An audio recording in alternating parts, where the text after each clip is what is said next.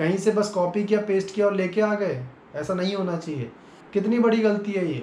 जो सामने इंटरव्यूअर जो बैठा है उसको जो रिक्वायरमेंट है आपसे वो बातें रिज्यूम में सिखानी है। एक पॉइंट जो इंटरव्यूअर के लिए बहुत इंपॉर्टेंट होता है वो ये होता है कि कैंडिडेट जॉब के लिए कितना सीरियस है। तो आइए इस वीडियो को पूरे ध्यान से देखते हैं बिना स्किप किए। बहुत सारे पॉइंट्स के ऊपर मैं बात करने वाला हूँ, वो पॉइंट्स को जानना बहुत ज़रूरी है। पिछले 2 सालों में मोर देन 200 कैंडिडेट को प्लेस करने के बाद और मोर देन 2000 रिज्यूम्स देखने के बाद, कैंडिडेट्स को देखने के बाद, आज मैं आपको जो टिप्स देने जा रहा हूँ इंटरव्यू को क्रैक करने के लिए, ये एक लाइफ चेंजिंग मोमेंट आपके लिए हो सकती है। ये आपकी आंखें खोल सकती है। अगर आप इंटरव्यू दे रहे हैं और सिलेक्ट नहीं हो पा रहे हैं तो ये वीडियो देखने के बाद आपको बहुत सारी ऐसी बातें पता चलेंगी जो गलतियां शायद आप कर रहे हैं इंटरव्यू में, और अगर वो नहीं करेंगे तो आपका सिलेक्शन होने के चांसेस 50% से 100% तक पहुंच जाएंगे। आज मैं जो बात करने वाला हूं, मैं इस बारे में नहीं बात करूंगा कि इंटरव्यू के टाइम पर आपको क्या बोलना है, किस टाइप के क्वेश्चंस पूछे जाएंगे। आप YouTube पर देखेंगे तो बहुत सारी वीडियो शायद इसके ऊपर बनी हुई है। मैं बात करने वाला हूँ उन चीज़ों के ऊपर जो इंटरव्यू में बोलने के अलावा होती हैं, जैसे इंटरव्यू पहुँचने तक और उसके बाद, इंटरव्यू देने के बाद, इंटरव्यू ओवर होने के बाद क्या करना है। अब मैं क्या देखता हूँ, जब हम लोग फिज़िकल इंटरव्यू कंडक्ट करते हैं या ऑनलाइन इंटरव्यू कंडक्ट करते हैं, मैं देखता हूँ कि जब कैंडिडेट्स आते हैं हमारे पास फर्स्ट वॉक इन करके, एक इनिशियल इंटरव्यू मैं लेता हूँ और फाइनल इंटरव्यू के लिए कैंडिडेट को आगे हम लोग फॉरवर्ड करते हैं। तो सबसे पहली चीज़, कैंडिडेट जब एंटर करके हमारे पास आता है और हमारे पास रिज्यूम देता है, वहीं पर 50% कैंडिडेट का पता चल जाता है कि ये जॉब करने के लायक है या नहीं है, ये जॉब में सिलेक्शन नहीं हो सकता। एट द मोमेंट जब कैंडिडेट फर्स्ट गेट से एंटर करते हैं, हमारे पास आते हैं और रिज्यूम देते हैं अपना, वहाँ पर 50% कैंडिडेट का रिजेक्शन देखकर ही हो जाता है। तो ऐसा क्या होता है कि वहाँ पर रिजेक्शन हो जाता है? हालांकि इंटरव्यू होता है उसके बाद, ऐसा नहीं इंटरव्यू नहीं होता, लेकिन उस टाइम पर ही डिसाइड हो जाता है कि ये कैंडिडेट सिलेक्ट नहीं हो पाएगा। अब इसमें कुछ पॉइंट्स होते हैं।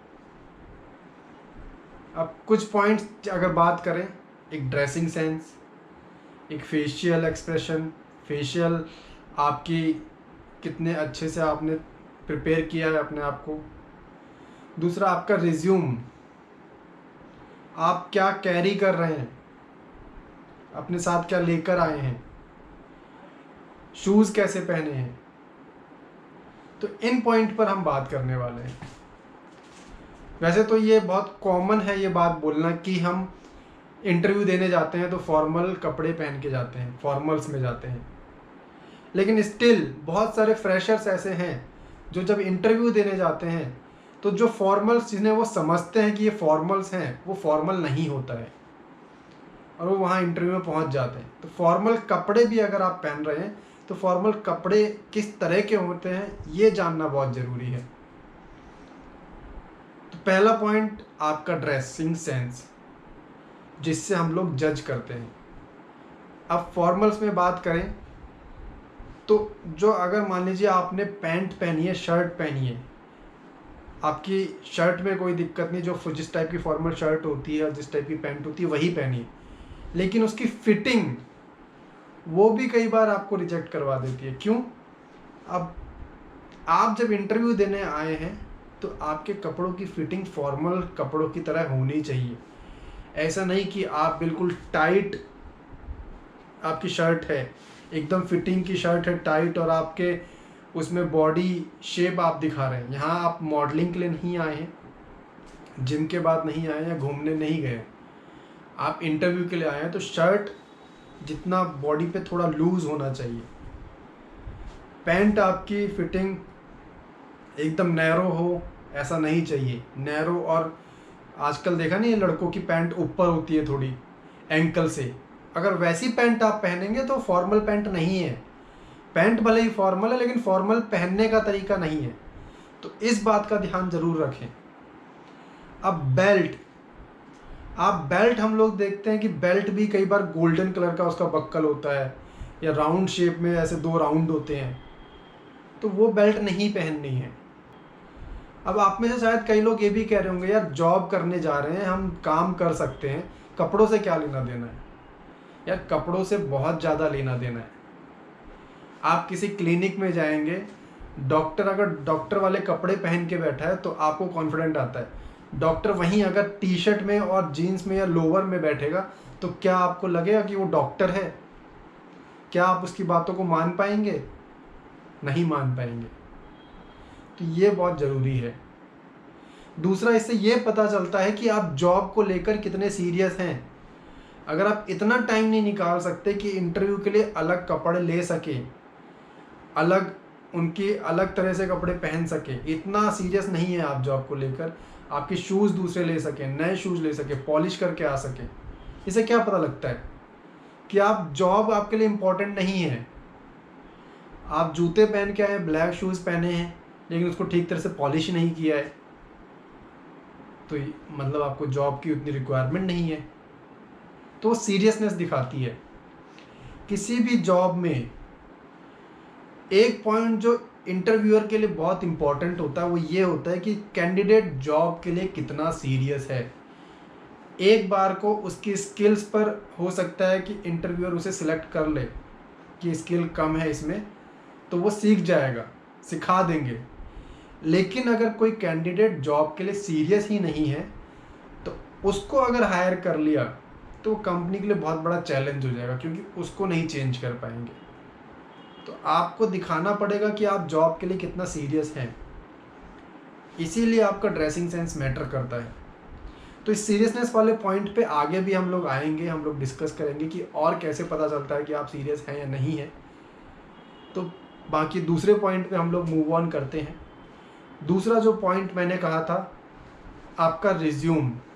इंटरव्यू देने आए हो तो रिज्यूम जो आप अपना लेके आते हो, क्या उसे हम पॉकेट में से निकालेंगे इंटरव्यू के टाइम पर? ऐसे बहुत सारे कैंडिडेट मुझे मिलते हैं जो आते हैं इंटरव्यू देने, रिज्यूम या तो ऊपर की पॉकेट से ऐसे निकालते हैं और खोल के दे देते हैं एक पेज का, पीछे की पॉकेट से निकालते हैं, या हाथ में रोल करके लेके आते हैं। अब यार तुम रिज्यूम की हालत देखो तो वहीं पे आपको लगेगा कि यार क्या बंदा है ये। मन तो करता है उसे वहीं से वापस भेज दें, लेकिन फिर भी आया है इतनी दूर से तो इंटरव्यू लेते हैं। लेकिन इंटरव्यू के बाद सिलेक्शन होने का चांस अगेन ना के बराबर होता है। मैं जानता हूँ कि वीडियो थोड़ी लंबी हो रही है, लेकिन इन पॉइंट को ज़रा ध्यान से समझिए। ये गलती नहीं करनी है आप लोगों को। आप अगर जा रहे हैं इंटरव्यू देने तो रिज्यूम एकदम नीट एंड क्लीन होना चाहिए। उसके अंदर पॉइंट्स क्या होने चाहिए, क्या चीज़ें रिज्यूम में मेंशन करनी है, उस पर भी हम लोग आएंगे। लेकिन देखने में ही रिज्यूम आपका लगना चाहिए कि हाँ रिज्यूम है, नीट एंड क्लीन। हो सके तो उसका पेपर, एक 70 GSM आता है, एक 100 GSM का पेपर आता है। आप 100 GSM वाला पेपर जिसमें कलर प्रिंट होता है, उसमें आप ब्लैक एंड वाइट रिज्यूम ले जाओ अपना। उससे एक इम्प्रेशन जाता है। जब सामने वाला इंटरव्यूअर आपका रिज्यूम पकड़ता है तो उसे लगता है कि हाँ इसने मेहनत करी है रिज्यूम के लिए भी, ये ध्यान रखता है चीज़ों का। तो ये पॉइंट ध्यान रखें। रिज्यूम हमेशा एक फ़ाइल रखें अपने पास। अगर आप बैग लेके जा रहे हैं तो एक फ़ाइल रखें, उसके अंदर रिज्यूम रखें। फ़ाइल के अंदर अपने अदर डॉक्यूमेंट भी रख सकते हैं, ओरिजिनल डॉक्यूमेंट नहीं रखने हैं।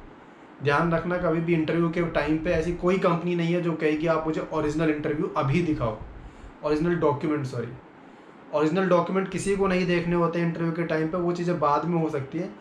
तो कभी भी रिस्क मत लो कि ओरिजिनल डॉक्यूमेंट लेके जाएं आप अपने साथ। तो हमेशा एक फ़ाइल लेके जाओ जिसमें 3-4 रिज्यूम रखे हों आपके, और जो डॉक्यूमेंट्स हैं उनकी फ़ोटो कॉपी रखी हो। हालांकि वो देखेंगे, बहुत कम चांस होगा कि देखने में आए, लेकिन एक फ़ाइल लेके जब आप इंटरव्यू के अंदर जाते हैं, गेट से एंटर करते हैं इंटरव्यू देने के लिए, आपके साथ एक बैग लेके आते हैं, उस बैग को बाहर रखिए, एक फ़ाइल अपने हाथ में पकड़िए और उसे लेकर अंदर जाइए।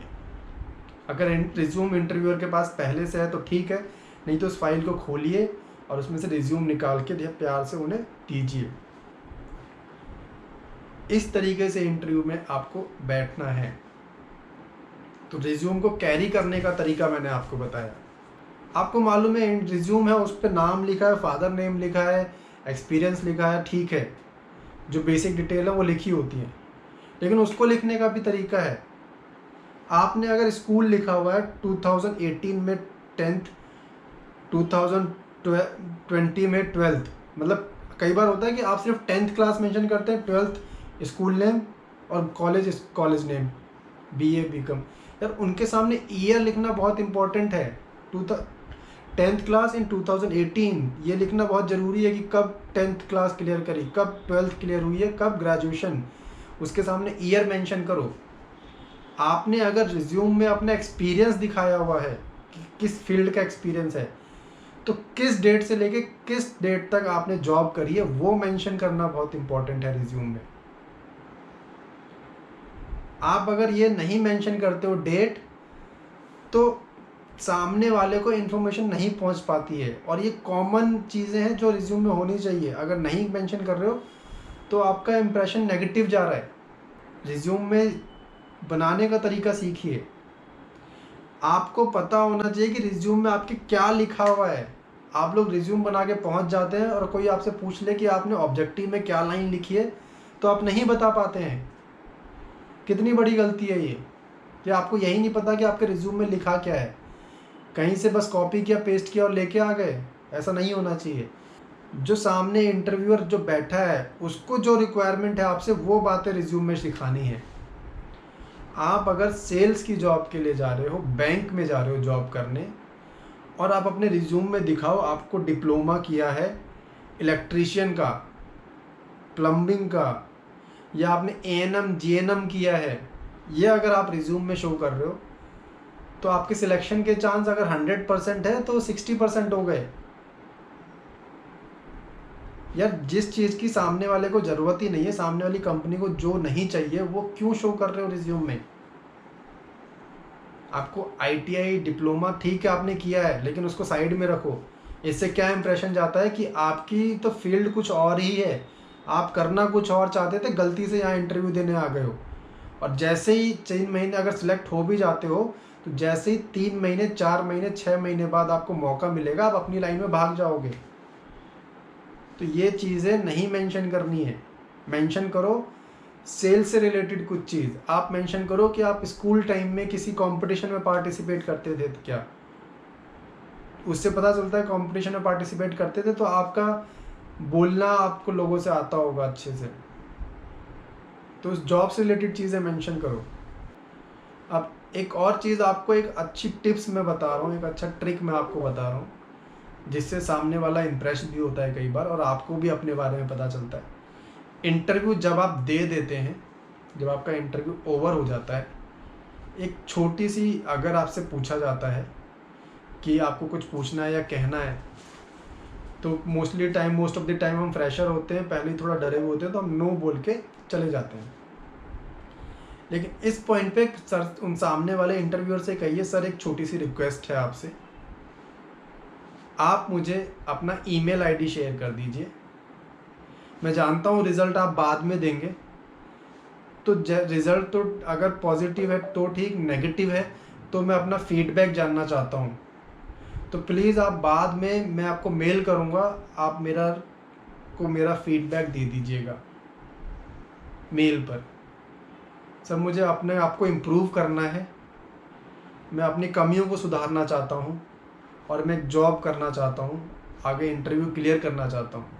तो आपकी रिक्वेस्ट है कि जैसा भी मेरा इंटरव्यू है, या तो आप मुझे अभी फीडबैक दे सकते हैं तो अच्छा है मेरे लिए, नहीं तो मेरे जाने के बाद मैं आपको मेल करूँगा, बस मुझे मेरा फीडबैक दे देना सर। आपसे बस इतनी रिक्वेस्ट है। तो ये अगर आप बोलते हैं तो इससे सामने वाले को क्या पता लगता है, उनको पता लगता है कि यार इसको जॉब चाहिए, ये जॉब को लेकर सीरियस है, अपने आप को सुधारना भी चाहता है। हो सकता है इसमें अभी कुछ कमियां हैं, लेकिन अगर कोई इंसान अपने आप को इम्प्रूव करने के लिए रेडी है तो उसको हम जॉब देनी चाहिए। तो हो सकता है कि अभी तक चांसेस थे 90% कि उन्होंने आपको रिजेक्ट करने की सोची हुई थी, या हो सकता है 50-50 चांस था, 60-50 चांस था कि वो आपको रिजेक्ट करने वाले थे। लेकिन ये लास्ट का पॉइंट जब आप बोल के गए तो उन्होंने सोचा नहीं यार, इसे मौका दे देता हूँ। तो यहाँ पर आपका इंटरव्यू क्लियर हुआ। तो ये पॉइंट ध्यान रखिए, तभी आप इंटरव्यू निकाल पाएंगे। इंटरव्यूअर सिर्फ ये देख रहा है कि आप जॉब को लेकर कितने सीरियस हैं, आप क्या उनके साथ लंबे टाइम तक काम करेंगे, क्या अगर आपको चैलेंजेस आते हैं, डिफ़िकल्टीज आती है, तो क्या आप जॉब छोड़ के भागेंगे तो नहीं। वो ये देखना चाहते हैं। आप 1-2 महीने के मेहमान तो नहीं बन के आ रहे हो कंपनी में, वो ये जानना चाहते हैं। तो सबसे इम्पोर्टेंट है आपकी सीरियसनेस दिखना जॉब के लिए। यहाँ पर एक पॉइंट मैं आपको मेंशन करूँगा, कभी भी अपने आप को उस जॉब से ऊपर मत दिखाओ जिसका आप इंटरव्यू देने आए हो। अब आप मान लीजिए ये, क्योंकि ये वीडियो मैं बेसिकली बना रहा हूँ फ्रेशर्स के लिए, उन लोगों के लिए जो अभी 12th में हैं, 12th पास किया है, ग्रेजुएशन पास की है जस्ट, और इंटरव्यू देना स्टार्ट कर रहे हैं। एक BA BCom BSc बैकग्राउंड का जनरल स्टूडेंट है, मोस्टली सेल्स के लिए अप्लाई करते हैं।